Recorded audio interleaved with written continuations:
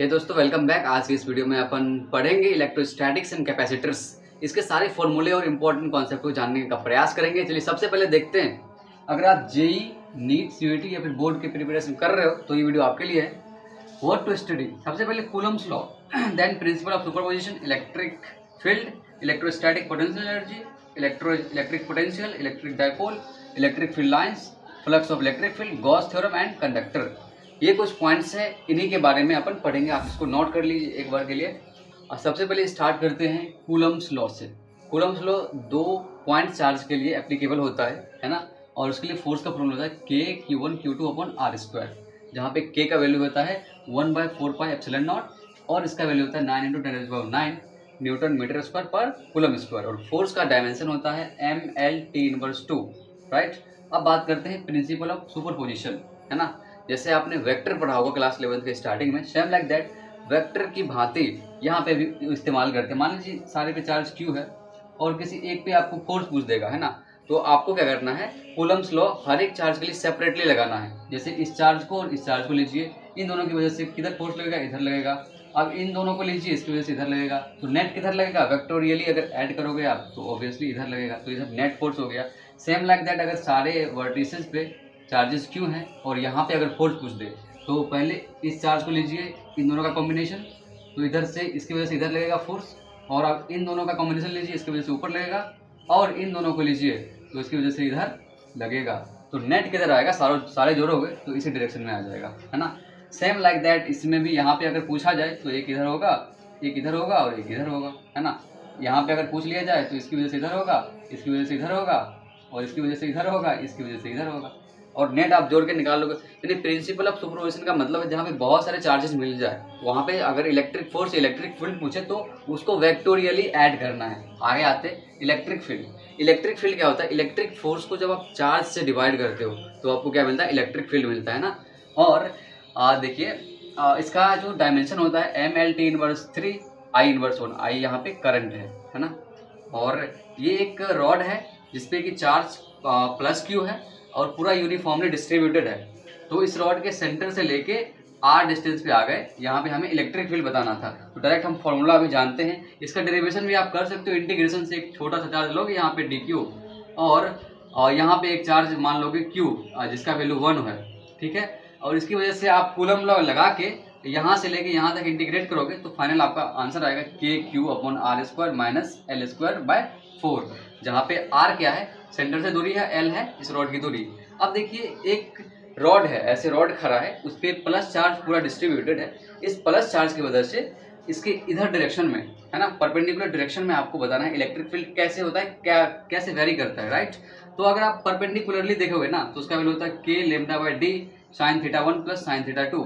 और इसके parallel direction में देखोगे तो होता है K⁻/d cos θ2 - cos θ1। θ1 ये है, θ2 ये है, ठीक है। और ये चार्ज पर यूनिट लेंथ इसका लेमडा है ना। आप इसको डेरिवेशन से भी कर सकते हो। यहाँ से सेंटर से y डिस्टेंस पे जाओगे, छोटा सा चार्ज काट लोगे, उसकी वजह से यहाँ पे इलेक्ट्रिक फील्ड निकाल लोगे और इसको -θ2 से +θ2 तक इंटीग्रेट कर दोगे तो आपको यही रिजल्ट आएगा। हम लोग जल्दी जल्दी कर रहे हैं इसलिए डेरिवेशन को स्किप कर रहे हैं क्योंकि एग्जाम पास है ना, तो उसके लिए। उसी प्रकार से एक आर्क है जो कि थीटा एंगल सबटेंड कर रहा है अपने सेंटर के ऊपर, तो उसकी वजह से जो इलेक्ट्रिक फील्ड होता है वो होता है 2K⁻R sin θ/2। और ये लेमडा क्या है, चार्ज पर यूनिट लेंथ है, ओके। उसी प्रकार से एक रिंग है और रिंग की वजह से मान लो कि यहाँ पे एक रिंग है इस बोर्ड के ऊपर और उससे x डिस्टेंस पे यहाँ पे आपको इलेक्ट्रिक फील्ड बताना है, तो उसका वैल्यू होता है KQX/R² + x² 3/2, है ना। Q इसका क्या है, चार्ज है, पूरा सरकमफेरेंस पे डिस्ट्रीब्यूटेड है। आप इन सभी को नोट कर लीजिए क्योंकि नोट करोगे तो आपके दिमाग में बैठेगा। वैसे आपको टेलीग्राम पे सब मिल जाएगा, प्लीज नोट इट डाउन। ये इलेक्ट्रोस्टैटिक पोटेंशियल एनर्जी 2 चार्ज के लिए निकालते हैं। क्या होता है K/Q1Q2/R, ठीक है। अगर बहुत सारे चार्जेज आ जाए, सिस्टम ऑफ चार्जेज, तो वहाँ पे PNC का इस्तेमाल करते हैं। मान लीजिए अगर 3 चार्ज आ गया ना तो यहाँ पे कितने कॉम्बिनेशन बनेंगे, 1 कॉम्बिनेशन, 2 कॉम्बिनेशन, तो यहाँ पे 2 कॉम्बिनेशन बनेंगे। जैसे यहाँ पे 4 चार्जेज आ गए तो कितने कॉम्बिनेशन बनेंगे, 1 2 3 कॉम्बिनेशन। और यहाँ पे 6 आ गए तो कैसे करोगे, बेसिकली करते हैं NC2, है ना। जैसे मान लो 6 आ गया ना तो 6C2 करोगे तो 6 का फैक्टोरियल, 4 का फैक्टोरियल और 2 का फैक्टोरियल, तो कितना हो गया, 5 × 20/2, तो यहाँ पे 10 आ जाएंगे, है ना। NC2 करके निकालते हैं। सिमिलरली ये कॉन्सेप्ट इंपॉर्टेंट है, चार्ज अगर मान लीजिए एक चार्ज यहाँ पे Q है, इसको यहाँ से B पे लाते हैं किसी भी पाथ से, तो charge into potential of that point and potential of this point का जो डिफरेंस है वो चेंज इन काइनेटिक एनर्जी के बराबर होता है। ये इंपॉर्टेंट है, आप लगा सकते हो वर्क एनर्जी थ्योरम के फॉर्म में भी। और electrostatic potential and electric field में क्या रिलेशन होता है, dV बराबर minus E dot dl, integral करने से आता है। और इलेक्ट्रिक डायपोल क्या होता है, बेसिकली जो इलेक्ट्रिक डायपोल होता है वो charge into separation of charge होता है ना, यहाँ पे माइनस चार्ज और यहाँ पे प्लस चार्ज, और इसका डायरेक्शन ऐसे होता है, ठीक है। और मान लो ये एक इलेक्ट्रिक डायपोल है, इसकी वजह से जो एक्सियल लेंस है, यहाँ पे इसको R बोल देते हैं, तो यहाँ पे जो इलेक्ट्रिक फील्ड होता है वो होता है 2kp/r³। यहाँ पे आप डेरिवेशन से भी कर सकते हो, यहाँ पे माइनस Q चार्ज है प्लस Q चार्ज है, दोनों के पास इलेक्ट्रिक फील्ड निकाल लो और वेक्टोरियली ऐड कर दो, और यहाँ पे इलेक्ट्रिक फील्ड होता है kp/r³, और यहाँ इलेक्ट्रिक पोटेंशियल 0 होता है, कहाँ इक्वेटोरियल पोजीशन पे। और टॉर्क बराबर होता है electric dipole cross electric field vector. अगर ये इलेक्ट्रिक फील्ड है, ये इलेक्ट्रिक डायपोल है, थीटा एंगल पे है, तो सिमिलरली जो इलेक्ट्रिक पोटेंशियल होता है वो माइनस P डॉट E होता है, डॉट प्रोडक्ट होता है। और फोर्स बराबर P dE/dx, ये क्या है, इलेक्ट्रिक फील्ड का ग्रेडियंट है ना। बेसिकली आप इसको डिफ्रेंशिएट करने से आन सकते हो dx के कंपैरिजन में, इसको नोट कर ले। तो यहाँ पे इलेक्ट्रिक फील्ड लाइंस है ना, तो इलेक्ट्रिक फील्ड का लाइन वो किस पर बनता है, तो यहाँ पे आप देख सकते हो ये इलेक्ट्रिक फील्ड लाइन से, मान लीजिए यहाँ प्लस Q चार्ज है, तो क्या होता है ना, प्लस चार्ज से इलेक्ट्रिक फील्ड दूर की जाता है। अगर चार्ज अगर यूनिफॉर्म है तो उसे सिमेट्रिकल होता है, मान लीजिए यहाँ से तो हर एक डायरेक्शन में सेम जाएगा। अगर माइनस चार्ज है तो इन्फिनिटी से उस चार्ज की तरफ इलेक्ट्रिक फील्ड आती है, और दो प्लस चार्ज है उसकी वजह से दोनों तो दूर ही जाएंगे, तो इस बीच में कोई भी इलेक्ट्रिक फील्ड लाइन्स नहीं बनेंगे। अगर दो ऑपोजिट चार्ज हैं तो उस प्रकार उसकी वजह से इस प्रकार से बनेगी, क्योंकि प्लस से दूर जाएगी और माइनस से पास आएगी, तो प्लस से माइनस की तरफ, ये प्लस से माइनस, ये प्लस से माइनस, और यहाँ पे अनंत पे जाएगा और अनंत से इधर माइनस चार्ज की तरफ आने वाला है। Same like that electric flux की बात करते हैं, एक फॉर्मूला होता है E डॉट dA बराबर Q/ε0।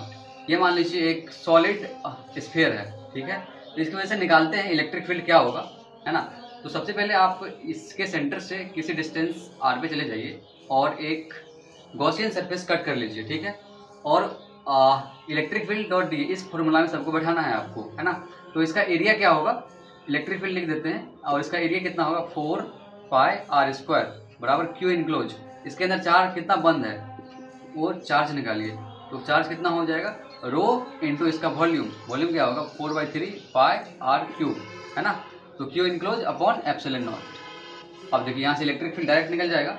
अगर आप यहाँ पे ये करते हो, r² है, यहाँ पे r³ है, तो r बचेगा और 4π से 4π कैंसिल हो जाएगा। तो इलेक्ट्रिक फील्ड क्या आ गया, इलेक्ट्रिक फील्ड आ गया अपना ρr/3ε0, कहाँ, इसके अंदर। और इसके बाहर किसी r डिस्टेंस पे जाइए तो ये बड़ा वाला गॉसियन सरफेस हो जाएगा, है ना। तो उसकी वजह से जो इलेक्ट्रिक फील्ड होगा अपना, electric field dot area vector, मान लीजिए r डिस्टेंस गए, r डैश गए, तो r डैश निकाल लीजिए बराबर Q इनक्लोज, यानी कि रो इंटू 4/3πr का क्यूब अपॉन क्या होगा ε0। सॉरी, यहाँ पे चार्ज क्या होगा, यहाँ पे चार्ज तो Q ही हो जाएगा ना, टोटल चार्ज इसके अंदर Q लिए हैं तो Q हो जाएगा। बेसिकली इलेक्ट्रिक फील्ड का वैल्यू क्या हो जाएगा उसके बाद, यहाँ पे Q अपॉन ε0 r। उसी प्रकार से आप सिलेंडर के, डिस्क के और रिंग के भी निकाल सकते हो। लास्ट पार्ट की तरफ बढ़ते हैं।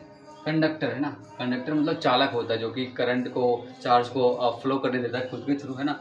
अगर मान लीजिए प्लस Q चार्ज है और ये कंडक्टिंग सरफेस है ना, तो ये प्लस Q चार्ज इसके अंदर असेंबल नहीं होके ये बाहर आके अपने आप को लोकेट कर लेता है ना। तो इसके अंदर कोई चार्ज रहता ही नहीं है, तो इलेक्ट्रिक फील्ड क्या होगा, 0 होता है। और इस बाहर वाले चार्ज का जो पोटेंशियल होता है वो सभी जगह पे सेम होता है, kQ/r।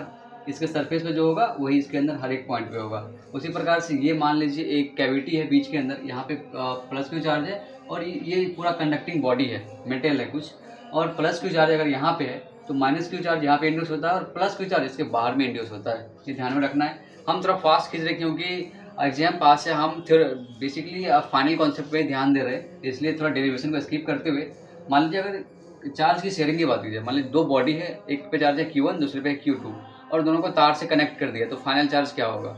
सबसे पहले क्या करना है आपको, चार्ज को कंजर्व करना है कि इनिशियल चार्ज बराबर फाइनल चार्ज होगा, और दूसरा पोटेंशियल को सेम कर देना फाइनल, है ना। पोटेंशियल क्या होता है kQ/r, ये फाइनल को सेम कर देना है। तो आपको जो इनिशियल चार्ज आएगा उस बॉडी के ऊपर, मान लीजिए ये इस पे चार्ज Q1 हो गया और इस पे चार्ज Q2 हो गया, तो Q1 का वैल्यू होता है Q1 plus Q2 into R1 upon R1 plus R2। Similarly Q2 का वैल्यू ये होता है। और अगर रेशियो निकाल लोगे अगर आप Q1 बाई Q2 का, तो वो होता है क्या, ये दोनों तो कट ही जाएगा, बेसिकली ये हो जाएगा R1 बाई R2, यानी कि रेडियस के रेशियो के बराबर होता है। तो दैट्स ऑल फॉर टुडे। एक छोटा सा पार्ट बच गया कैपेसिटर, उसको हम अगली वीडियो में डील कर लेंगे, आप लोग उसको देख लेना, है ना। Best of luck for your upcoming examination. I hope कि this video really help you, and बहुत मेहनत लगती है इसके लिए, है ना। So thank you so much.